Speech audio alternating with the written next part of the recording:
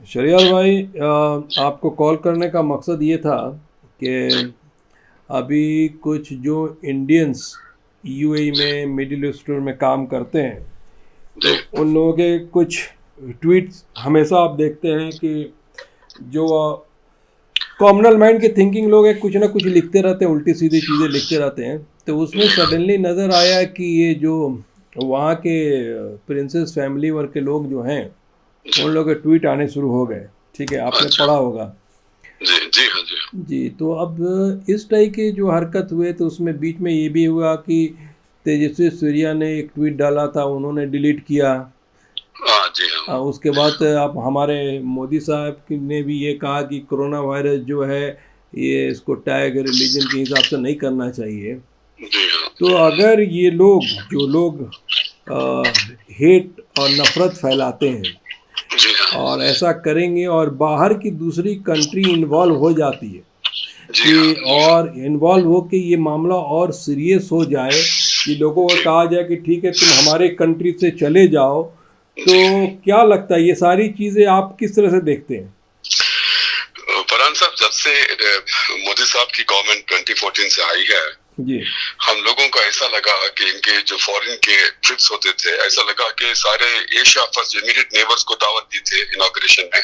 जी हम लोगों को लगा कि इंटरनेशनल रिलेशंस हमारे नेबर्स के साथ दुरुस्त हो जाएंगे, जो भी है। श्रीलंका से प्रॉब्लम था, हमला नेपाल से था, लेकिन डाउन द लाइन हम लोग देख रहे हैं कि और वर्स्ट हो गए हैं। हम्म। नेपाल हमारे से दूर हो गया है, श्रीलंका हमारे से खुश नहीं है। मतलब बिल्कुल ही हम लोग एक पराया स्टेट, और जो नफरत इंडिया से बाहर जा रही है, जी जो नफरत को ये लोग ऑफिशियली प्रमोट कर रहे हैं, मैं आपको बेबाक बोलता हूँ, ये गवर्नमेंट स्पॉन्सर्ड नफरत है। ये कोई स्पॉन्टेनियस ट्रॉल्स नहीं है, ये पेड ट्रॉल्स हैं। हम्म। अब वो रंग ला रहा है। अब देखिए, यूएई की प्रिंस, आप हिंद अल खासमी की बात कर रहे हैं, ये जी एक औरत, एक प्रिंसेस।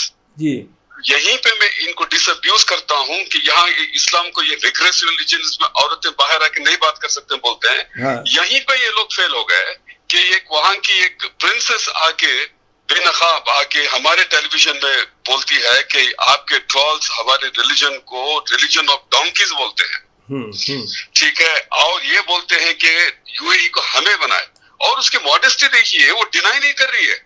हाँ वो और वो खुशी से बोलती है कि इंडिया हम लोग कॉम्पिटिशन नहीं है, इंडिया हमारी फैमिली है। बहुत से देवे कुटुंबकम उसको बोलने नहीं आया, उन्हें बोले कि संस्कृत में ऐसा कुछ है जो कहता है कि पूरी दुनिया एक फैमिली है। इन बेशरमों को सीखने का वक्त आ गया उनसे। ये लोग डेमोक्रेसी सेक्युलरिज्म बोलते हैं, वो एक थियोक्रेटिक नेशंस हैं, डिक्टेटोरियल नेशंस हैं। वो लोग डेमोक्रेसी की तरह बात करें, और हम लोग जाहिल की तरह, एक मेडिवल सैवेजेस की तरह हम लोग बात कर रहे हैं, और एक पर्टिकुलर कम्युनिटी को बेबाक उनको विच हंट कर रहे हैं, उनको परसिक्यूट कर रहे हैं। तो उसका नतीजा यही है। ये शुरुआत है फरहान साहब, ये शुरुआत है। देखिए, यूएई में इतने, उसको थियोक्रेसी कहते हैं, मैं फ्रैंकली बोलना पड़ता है, वहां पे मोदी साहब गए थे, टेम्पल को इनॉग्रेट करके आए उधर। Millions of Hindus top positions में, जैसे वो प्रिंसेस बोल रही थी, उनको मैं खुद जाके हूँ कितने बार। इतनी इज्जत उधर, तो ये तासुबी नहीं है, ये कम्युनलिज्म में नहीं देखते आप। आज तक रिएक्ट नहीं कर रहे थे, ना गल्फ के लोग ना यूएई के लोग। लेकिन ये पानी सर के ऊपर जा रहा है इंडिया से। इंडिया से जो नफरत निकल रही है, मैं कह नहीं सकता इतनी नफरत निकल रही। लोग हैरान होकर देख रहे हैं कि इंडिया को वो क्या क्या है जी हाँ। कि इतनी नफरत उगल रहे हैं। तो इसको ये मतलब कि हमारे जो देश के हिंदुस्तानी लोग जो काम कर रहे हैं बाहर दूसरे कंट्री में, आप इसको कितना उनके लिए खतरे की बात है? फरहान साहब, दूसरे कंट्रीज इंडिया के जैसे नहीं है, माफ करना जी। दूसरे कंट्रीज ये रिलीजन के झंझट में नहीं आते। उनके जो रिलीजियस बिलीव्स हैं वो सेटल हो गए हैं, वो मॉडर्निज्म की तरफ जा रहे हैं। रिलीजन अपने घर में, वरना सऊदी में, यूएई में टेम्पल्स बनाने नहीं देते, और ना अगर रिलीजियस स्टेट होते तो हिंदुओं को ही आने नहीं देते। ये स्टेट्स हैं, रिलीजियस का एक विनर है बाहर। बस ये आप जाके थोड़ा देखिए, आप माशाल्लाह, आप तो नेशनल ज्योग्राफिक में थे, आप पूरी देखें। अब कहीं गल्फ कंट्रीज में कोई हिंदू को कोई निकाल के बात किया, या उसके ऊपर कोई रेशियल स्लर किया, तो आप देखिए, क्या आप इतने साल थे ना जी, तो कहीं भी नहीं होता। अब इतने जो आग उगलने वाले हमारे लीडर हैं, इसके ऊपर कहीं ना कहीं तो फुल स्टॉप मोदी साहब को लगाना चाहिए ना। देखिए फरहान साहब, ये पॉलिटिकल लेवल पे जो हमारे और गल्फ कंट्रीज के साथ इस्लामिक कंट्रीज जीसीसी की जिसकी बात कर रहे हैं हम लोग, इतना ट्रेड है और सबसे ज्यादा ट्रेड 75% ऑफ द जीसीसी का ट्रेड है ना हम लोग यूएई से करते हैं। गल्फ के कंट्रीज जब भी पाकिस्तान इंडिया में कुछ झगड़ा हुआ तो आप मानेंगे नहीं, आप बसों की 375 जब रिवोकेशन करे तो उनके पास से कोई आवाज ज्यादा नहीं निकली। उन्होंने ये बोले कि इंटरनल अफेयर है क्या, उन्होंने हमारे ट्रेडिशनल फ्रेंड्स हमारे अब से नहीं 3000 साल पहले से हमारे और उनके रिश्ते हैं। काउंटर टेररिज्म कोलैबोरेशन मैक्सिमम हमारी और गल्फ कंट्रीज की हुई है। कहीं टेररिस्टों को जो वहां छुप के हैं उनको उन्होंने डिपोर्ट करके वापस गए हैं। इतना सब करने के टेरर फाइनेंसिंग को कर्ब करने पे हमारी मदद करे। ये तरह की एक मजहबी नफरत अगर ये लोग इंडिया मुस्लिम्स एंड हिंदूज लेके गए तो इसका जवाब इसके सिम्टम्स हैं। ये अच्छे सिम्टम्स नहीं है। एक इंटरनेशनल कम्युनिटी अगर ऐसा सोचने लगी कि 18% ऑफ द माइनॉरिटीज को और पूरी मजहब को, पूरी इस्लामिक मजहब को आप डोंकी पिग बोल रहे हैं तो कोई भी चुप नहीं रहेगा ना। वही तो आएगा। अब आप नफरत इतना ज्यादा फैला दीजिए कि आप दूसरे कंट्री के लोग जब बोलना शुरू कर दें तो ये तो बड़े शर्म की बात है ना। ये तो फर्स्ट स्टेप है। नेक्स्ट यूएन भी मुझे डर है कि हम लोग एक मॉडर्न नेशन होती हुई हम लोग ये दावा कर रहे हैं कि यूएन सिक्योरिटी काउंसिल में जो 7 मेंबर्स परमानेंट मेंबर्स हैं हम लोग और हम पाकिस्तान से ज्यादा हम लोग ये कर रहे हैं ब्राजील और इंडिया कि हम लोगों को परमानेंट सीट हो, क्योंकि हम लोग बड़ा नेशन है, सबसे बड़ी पॉपुलेशन वाइज बिगेस्ट डेमोक्रेसी, हम लोगों को परमानेंट सीट मिलने का हक है। हम वो हक वहां पे क्लेम कर रहे हैं और इतनी चीप काम इधर कर रहे हैं।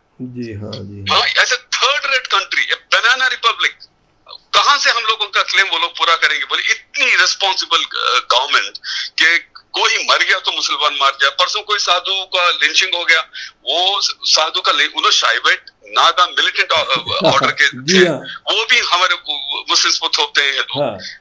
मतलब ये बड़े बड़े क्लेम करते हैं हम यूएन में सिक्योरिटी में परमानेंट सीट होना, हम लोग मॉडर्न स्टेट, क्या मजाक कर रहे हैं लोग। अब हमारे बेंगलोर के तेजस्वी सूर्या को लास्ट में क्या एडवाइस देंगे? तेजस्वी सूर्या का मैं उसे एक 5-6 बार इंटरेक्ट किया हूँ, सबसे बेगैरत नालायक मेंबर ऑफ पार्लियामेंट अगर पार्लियामेंट में गया है तो यही है।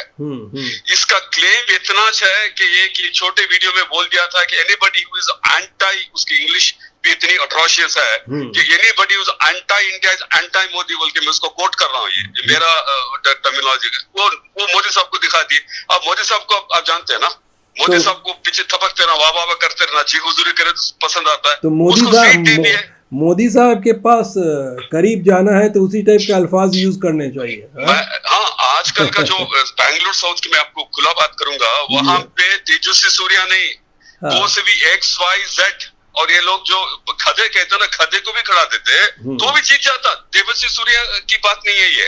तेजस्वी सूर्या एक सोल्जर ऑफ फॉर्च्यून है, सही वक्त आके खड़ गया था, एमपी बन गया। मैं उसे इंटरेक्ट किया हूँ टीवी में, वो इतना जो झूठ बोलता है कि आप यकीन नहीं करते। Just like his masters voice कहते थे ना पहले। जी हाँ, उसका तो छोड़िए, उसकी बात होना भी बेकार है। तो ये बताइए कि शहरयार भाई आखिर में इस टाइप के जो लोग ट्वीट करते हैं उनके लिए क्या आप कहना चाहेंगे?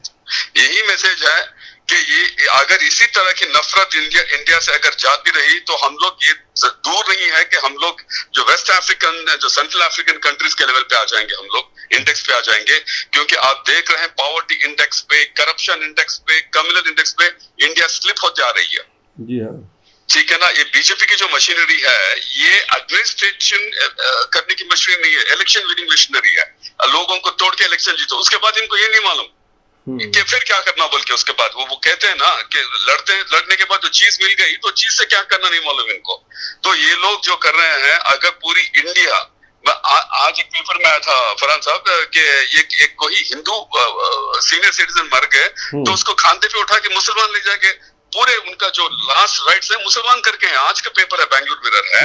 ये इंडिया था, आइडिया ऑफ इंडिया ये था, यही पास था इंडिया का, यही प्रेजेंट होना चाहिए और फ्यूचर इंडिया यही होगा जहां हर मजहब के लोग एक दूसरे का बोझ अपने कंधे पे उठा के इंडिया को अपने कंधे पे उठा के बुलंदियों को ले जाएंगे। That is the India that Nehru dreamed of, that is the India Sardar Patel dreamed of, that is the India of Gandhi, ये लोग तो नफरत की इंडिया, गोडसे की इंडिया आई है जी। तो जिस दिन हिंदुस्तान की जनता इन नेताओं को अच्छे से समझ जाएगी, उस दिन हिंदुस्तान सुधर जाएगा। कुछ लोगों के रोटियां सीखे जाएंगे इस कम्युनल हेट्रेड में, जो लोग पावर में आता है ना उनके, लेकिन इंडिया का कुछ अच्छा होने वाला नहीं है। ये लोग अगर इसी तरह इन लोगों की कम्युनल ट्रैप में अगर इंडिया आ गई तो इंडिया की आइडेंटिटी नहीं रहेगी। फरहान साहब, इस तरह की हॉस्टाइलिटी, अब देखिए एक औरत, एक प्रिंसेस बोल्डली इंडियन टीवी में आके इतना अच्छा बात की, इतना सिविलाइज्ड वे में बात की, इन बेशरमों को सीखना चाहिए जो 9 o'clock का प्राइम टाइम करते हैं, अदनाब गोस्वामी जैसे, सुधीर जैसे लोगों को सीखना चाहिए कि उसमें अदब तमीज कितनी थी। ये तो इंडिया की तहजीब थी ना। जी हाँ, जी हाँ। कहाँ चले गए हम लोग? नहीं, सीखना चाहिए इन लोगों को। आज जिस अंदाज से प्राइम टाइम चलता है लोगों का, वो फैमिली के साथ बैठ के देखने के लायक नहीं है। कल किसी ने कॉल किया, कहा कि इस आवाज को जब हम टीवी पे चलता है तो हमको लगता है कि हम घर से बाहर निकल जाए। मैं बोल रहा हूँ ना, ज्यादा नहीं 15-20 साल के बाद रोक्स गैलरी में ये लोग जो प्राइम टाइम चलाते हैं, रिपब्लिक टाइम्स और जो भी हैं, गोदी मीडिया है, इन लोगों का जो पुलिस स्टेशन में डालते हैं ना चोरों की फोटोज, ऐसे डालेगी। और मैं मुसलमानों की बात नहीं कर रहा हूँ, इंडिया इन पर थूकेगी। नहीं, ये किसी कास्ट की बात नहीं है। जनरली जो पढ़े लिखे तबके हिंदुस्तान में रहते हैं और जो सुलझे लोग हैं, उनको ऐसी चीजें पसंद नहीं है शरियार भाई। नहीं, ये 75%, 80% इंडिया को ये बिल्कुल पसंद नहीं है। इंडिया ये गवर्नमेंट को इसलिए वोट की मजहब की वजह से नहीं, इसकी की कि सबका साथ सबका विकास। हाँ, एक उम्मीद थी कि कुछ नया होगा और कुछ अच्छा होगा। जी हाँ, ये तो नफरत के अंधेरे में और वो जो डेप्थ्स में ये हम लोगों को खींच के ही ले जा रहे हैं। और इंटरनेशनल रिएक्शंस आ रहे हैं। ये तो जब भी हम लोग डिस्कस करते हैं डिबेट्स में, मैं हमेशा आपको बोलता हूँ कि ये जो अगर ट्रेंड इंडिया का रहा तो इंडिया का वो ग्रेट ग्लोरियस नेशन जो यूएन सिक्योरिटी काउंसिल के मेंबर होने का ख्वाब देख के कभी भी नहीं हो सकता। हम लोग पाकिस्तान नहीं बन सकते, हम लोग सोमालिया नहीं बन सकते। वी आर इंडिया का फाउंडेशन ये मॉडर्न सेक्युलर प्लूरल स्टेट का है, उसे को मार रहे हैं लोग। जी हाँ, जी जी। ठीक है शरियार भाई, आपका बहुत बहुत शुक्रिया बात करने के लिए। बहुत शुक्रिया फरहान साहब। Thank you.